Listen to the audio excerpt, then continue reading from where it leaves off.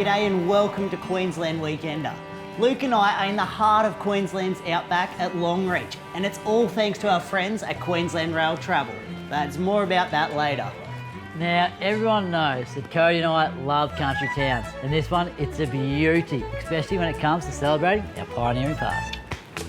Step back in time, from head to toe with Outback Pioneers. Just one of the many experiences they offer to visitors. Rightio, boys, smile.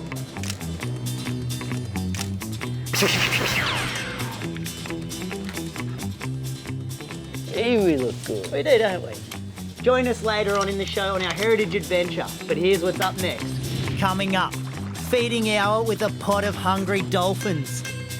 Strange world, they're so gentle. Where to find the largest pumpkins. It doesn't have to look pretty as long as it weighs good, that's it. And we meet a bloke who's bonkers for bonsai. With years of training, it becomes effortless. So let's crack the whip and get it moving.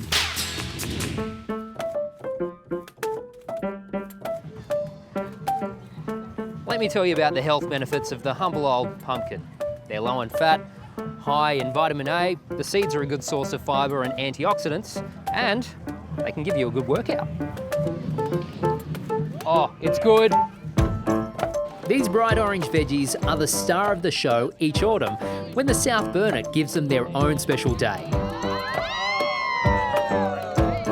The Goomeri Pumpkin Festival was the inspiration of Harvey Daskam, who wanted to put the town of 450 on the map. Pumpkins were something that I grew on my property and were growing around the place.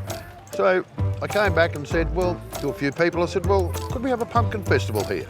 The idea took off, and 2 decades on, it draws a crowd of more than 10,000 on the last Sunday in May. It's like a pumpkin seed. You put it in the ground, a little pumpkin seed in the ground, and it grows to a huge pumpkin vine with lots of pumpkins on it. And that's how I view the Pumpkin Festival. Part of the attraction is the pumpkin-related competitions. What's your tactic, mate? Long. Just go long. Like the pumpkin power shot put. 14 metres neat. They've moved up to second place. And the pumpkin pull. The one winner is decided before the day even begins. And this year, for the first time, Tony Frolof's taken the trophy from his dad, Jeff. Tony's biggest pumpkin weighs a whopping 272 kilograms. What does that feel like to beat the old man? Yeah, I'm humbled, but yeah, all the knowledge and stuff I've learned off him throughout the years, like this definitely wouldn't be possible. How do you grow something this big? A lot of water, a lot of fertilisers, good soil preparation. It comes down to a fine art, really. You wouldn't eat the Atlanta giant variety, but plenty of table pumpkins are peeled, chopped, and added to the festival menu. Pumpkin scones, freshly made. How many pumpkins do you guys serve up? Probably in the vicinity of about 1,200 individual pumpkins. So we're probably looking at around about the 1,000 kilos. We've made 500 litres of pumpkin soup for sale today. But how long does it take you to look at another pumpkin after this day is done? 12 months. But high on Policeman's Hill, there's one last event before Kim Boyta can call it quits for another year. The Great Australian Pumpkin Roll. Well, the rules of the pumpkin roll are pretty straightforward. Take your pumpkin and roll it as far down the hill as you can. We've got the smaller ones, we've got the bigger ones. Bigger is better. Well, there's only one way to find out. 1, 2, 3, ball! Better couple down on the gutter. Oh, look, we're going. No, into the gutter! Oh, no! Dave Iser and his mates are at the back of the pack. They're regular festival goers who call themselves the Pumpkins. Dave, I've seen you guys all day. You have been going headfirst at all the activities. Oh, absolutely. We come out firing and, we've come away with a couple of good wins today, so it's good times. What do you guys love about the Pumpkin Festival? It's just a good community coming out here and everyone gets behind us, and when we come out here it's like a family, so it's just good fun for the boys. The next Pumpkin Festival is on May the 27th in 2018 and it's free. There's plenty of information about getting to Goomeri, as well as local accommodation suggestions on the festival website.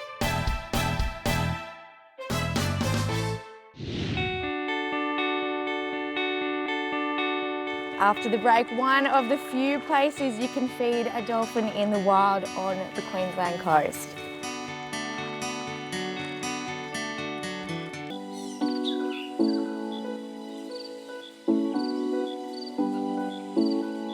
Tin Can Bay is on the Cooloola coast, about 2.5 hours drive north of Brisbane.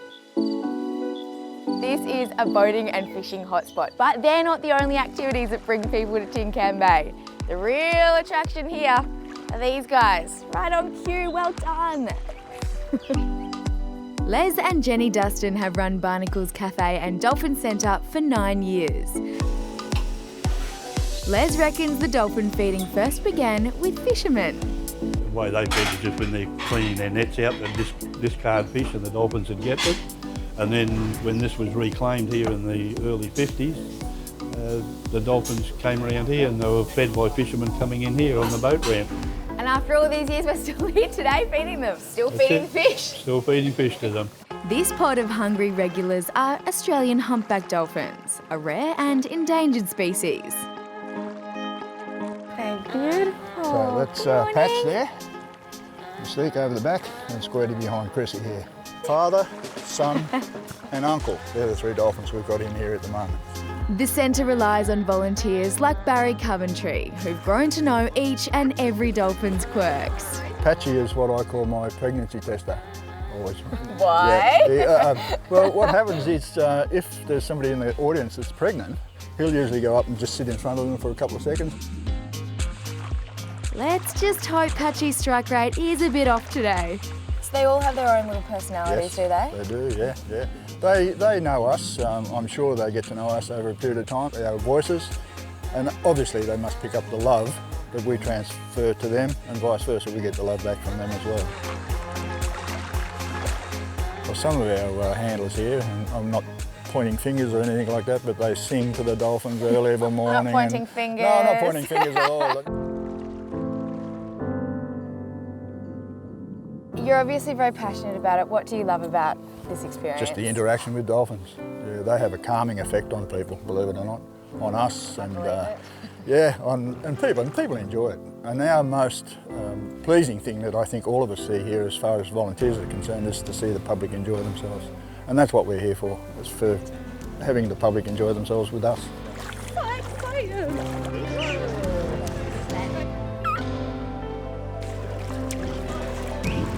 So this is Mystique you're feeding. Hello, Mystique. Under the water. Oh, there you go, mate. How good was that? You loved it. Surprise. Okay. All right, you can have one more. Don't get greedy now. So cute. This really is such a unique experience that people from all over the world travel to enjoy. Just beautiful. It was always one of my biggest dreams to see dolphins that close. Amazing. I've never actually seen a dolphin up close. It's so cool. Thank you. That's cool. Hold on. Thank you. Once the dolphins are content, pop up to the cafe for your own brekkie. And the best part is, if you've fed the dolphins, you get a discount. Barnacles Dolphin Centre opens at 7 a.m. There is one feeding session per day that starts at 8 a.m.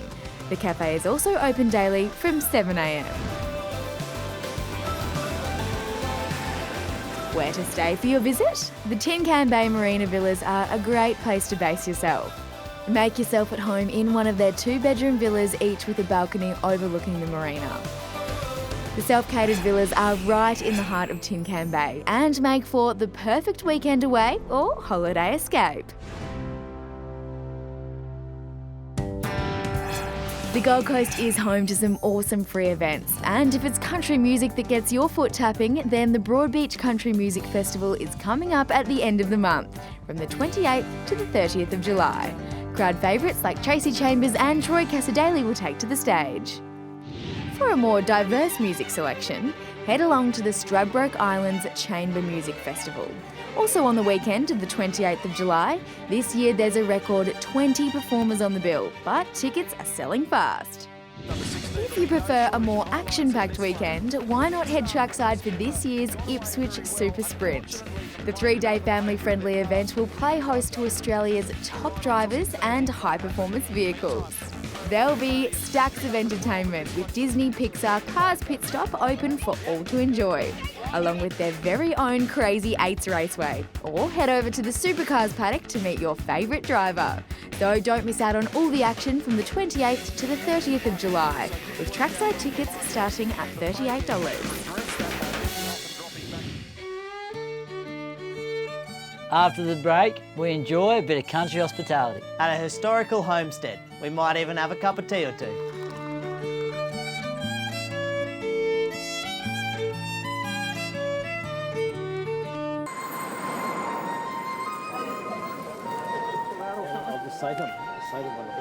Good morning. Welcome to your Monday Markets. This is a brochure on the care of bonsai. Hi, my name's Michael Eberle. I'm Simply Japanese Bonsai Your Monday Markets. I've been here since the year 2001. Bonsai is the art of training trees. Now, whether you grow a tree from a cutting or whether you dig up a tree out of a field, that's the art of bonsai. I not only do bonsai, I do Japanese brush painting, and I also make Japanese flutes and design Japanese gardens. So I'm really a person who loves their culture. Bamboo. As a child, I watched television, as we all did. I saw a show called Shintaro Akikusa, or Shintaro the Samurai. It was all about ancient Japan, and there were images of bonsai, swords, samurai. All that inspired me from about the age of 8. Everything I do is like the Zen arts. So it's not about me being an artist or a bonsai artist, it's a selfless pursuit. So it's actually disconnecting from your own ego, if you like, and then connecting, sounds a bit strange, but connecting to the cultural side of things. So when I paint or when I do bonsai, with years of training, it becomes effortless. This tree here, I found that growing in 1981. I was a truck driver. I dug it up, took it home, and I've been working on it since. And it's now that I see the fruition of my work. But this is just the beginning. You know, give me another 50 years and that tree will be really good.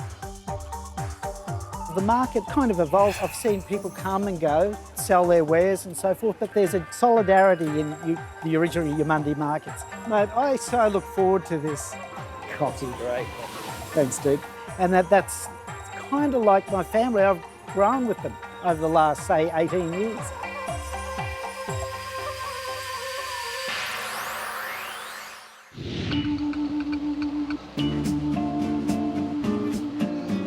Longreach is well named when you think about it. This friendly town in Queensland outback seems a long way from anywhere. But you won't find a warmer welcome in the bush. Wow, look at this place. Hey, g'day, how are you? Hey, how are you?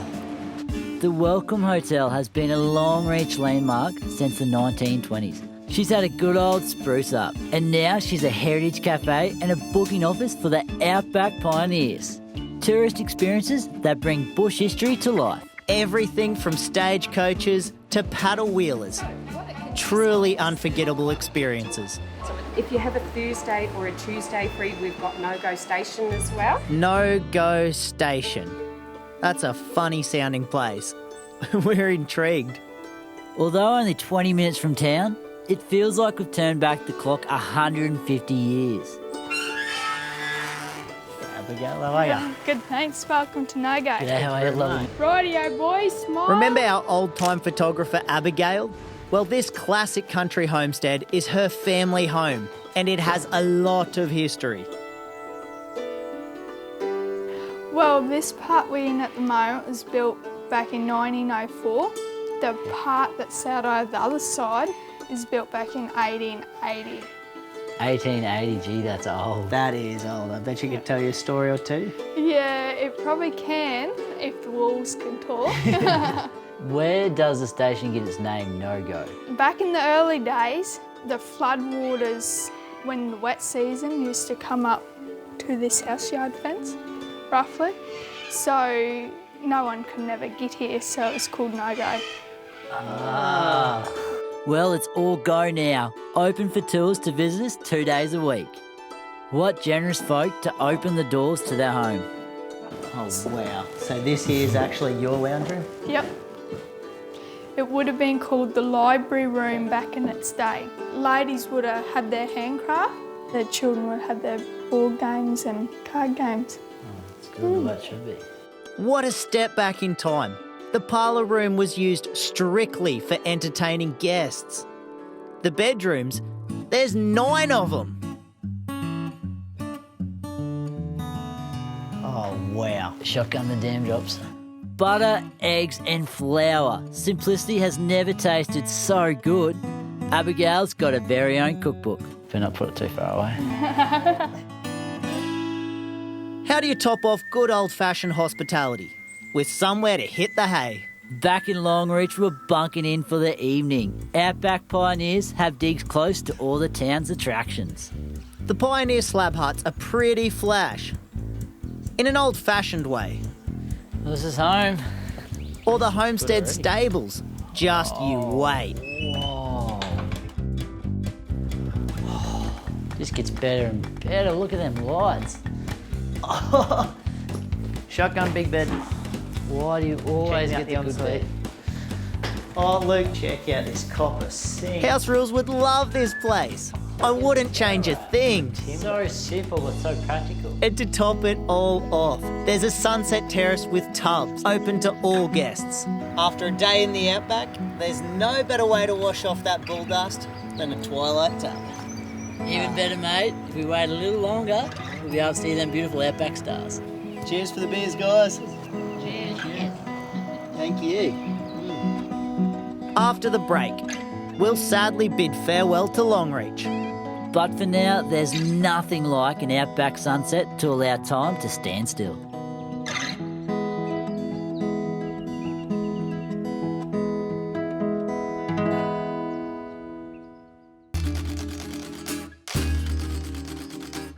A visit to Longreach isn't complete unless you've got the photo to prove it, right?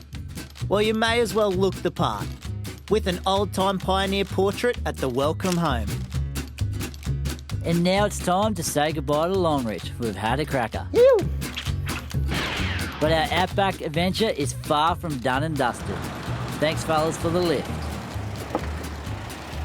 Thank you. Thank you very much. We'll do it. See you next time. You too. Yeah, no cowboy here. Oh, back to reality. Does it have to be over?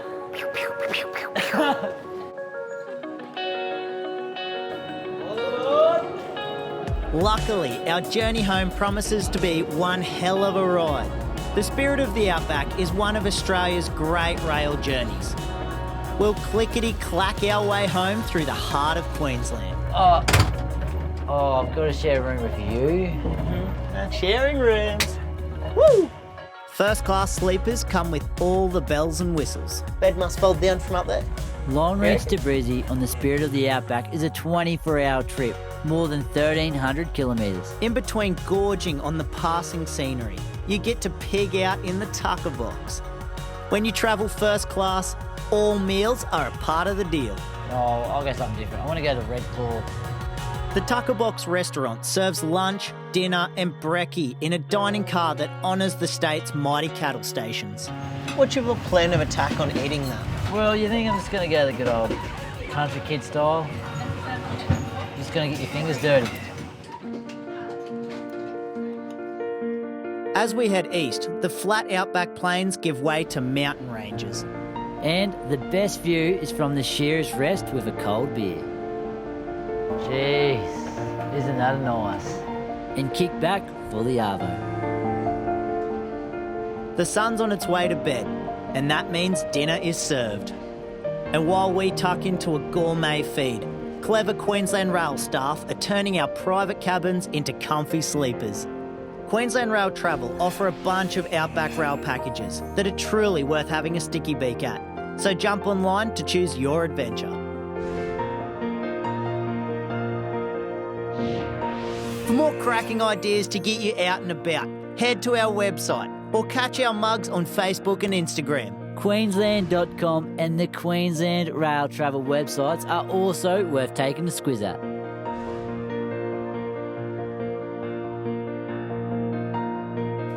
You all tucked in, mate? Do you need to brush your teeth for a bedtime story? I'm all good, thank you. Train's rocking me to sleep. Are you sure? Thank you. Well, that's all we've got for you for today's show. Until next time on Queensland Weekender, take care and sweet dreams. Be quiet.